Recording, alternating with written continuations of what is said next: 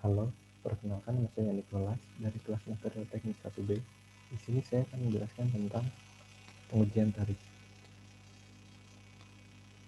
Apa sih uji tarik itu? Uji tarik adalah pengujian mekanik yang memberikan beban tarik pada material uji dengan kecepatan pembebanan yang statis. Pada uji tarik, spesimen diberi beban gaya tarik pada satu sumbu yang bertambah secara kontinu. Bersama dengan itu, dilakukan pengamatan terhadap perpanjangan yang dialami oleh benda uji. Tujuan dilakukan pengujian tarik: yang pertama, menentukan modulus elastisitas spesimen; kedua, menentukan nilai yield strength spesimen; tiga, menentukan nilai ultimate tensile strength spesimen; empat, menentukan nilai konstanta, kekuatan, dan koefisien strain hardening; kelima, menentukan ductility spesimen; terakhir, mengetahui fenomena yang terjadi pada uji tarik. Persamaan yang digunakan pada pengujian tarik ada tegangan dan tegangan. Tegangan dilambangkan sebagai sigma dan tegangan atau strain dilambangkan kecil. Seperti ini rumusnya. Lalu alat dan bahan yang digunakan saat pengujian tarik: yang pertama ada mesin uji tarik itu sendiri, yang kedua ada alat ukur berupa mistar, jangka sorong, atau mikrometer sekrup. Ketiga ada spesimen yang berbentuk bundar atau tabung dan yang berbentuk pelak. Tahapan pengujian uji tarik: yang pertama, membersihkan spesimen dari kerak yang menempel; kedua, mengukur dimensi spesimen, diameter benda kerja; bila berbentuk pelak, diukur tebal dan lebarnya; diameter panjang spesimen keseluruhan. Ketiga, meletakkan spesimen dengan cara menjepit kedua ujungnya pada mesin tarik. Keempat, melakukan pengujian terhadap spesimen sampai putus. Kelima, mencatat data selama pengujian, meliputi beban luluh, beban puncak, pertambahan panjang saat patah. Yang keenam, menyatukan kedua bagian spesimen setelah spesimen patah, lalu mengukur diameter setelah patah pada penampang yang mengecil dan gap length setelah patah. Berikut ada grafik tegangan-regangan pada uji tarik. Ini bisa dilihat saat spesimen mengalami tegangan sampai putus. Berikut juga fenomena-fenomena saat pengujian tarik. Yang pertama ada deformasi elastis. Deformasi elastis adalah perubahan bentuk suatu material secara tidak permanen, di mana material tersebut tidak dapat kembali lagi ke bentuk semula. Kedua ada deformasi plastis. Deformasi plastis adalah perubahan bentuk suatu material secara permanen.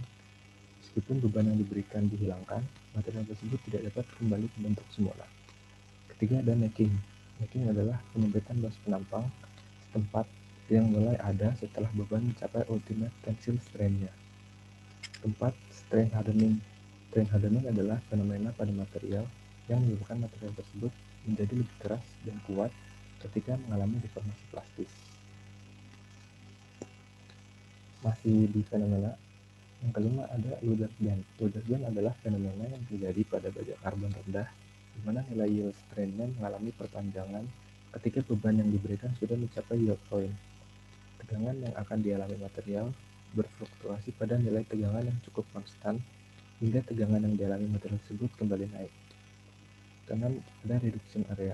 Reduction area adalah pengurangan luas penampang suatu material pada saat mengalami deformasi plastis. Terakhir ada fracture. Fracture adalah patahnya suatu material karena tidak dapat menahan beban lagi.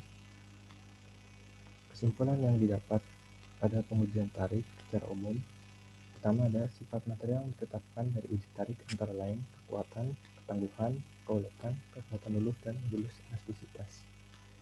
Lalu ada pada saat pengujian spesimen melewati 3 tahap sebelum patah, yaitu tahap deformasi elastis, tahap deformasi plastis, dan tahap necking.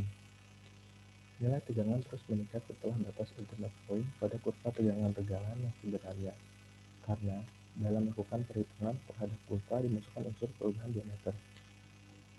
Bagian yang turun pada grafik tegangan-regangan disebut fenomena Luders band, disebabkan karena spesimen uji adalah baja karbon rendah. Masih di kesimpulan, adanya peningkatan kekerasan spesimen karena adanya strain hardening. Pada pengujian tarik, spesimen mengalami strain hardening akibat penumpukan dislokasi-dislokasi yang terhambat pergerakannya. Hasil patahan spesimen yang berbentuk cut and cone menunjukkan bahwa spesimen mengalami patah bulat dan bersifat elastis. Perbedaan teori dan pengujian diakibatkan karena faktor lingkungan, spesimen, mesin uji tarik, dan human error. Berikut adalah contoh soal. Seutas kawat dengan luas penempang 4 mm² ditarik oleh gaya 3,2 Newton hingga panjangnya bertambah dari 80 cm menjadi 80,04 cm. Hitunglah tegangan, dan modulus elastisitas kawat. Setelah diketahui luas penempang kawat, gaya, panjang awal, panjang akhir, lalu dikonversikan. Lalu untuk tegangan di sini rumusnya F per A dan didapatkan hasil 8 kali 10 pangkat 5 Newton per meter kuadrat. Untuk ketegangan pertama-tama mencari perubahan panjang kawat, didapatkan delta L sama dengan 4 kali 10 pangkat min 4 meter. Lalu untuk ketegangan didapatkan 5 kali 10 pangkat min 4. Untuk modulus elastisitasnya rumusnya sigma per E dan didapatkan hasil 1,6 kali 10 pangkat 9 Newton per meter kuadrat. Sekian penjelasan dari saya, kurang lebihnya mohon maaf. Terima kasih.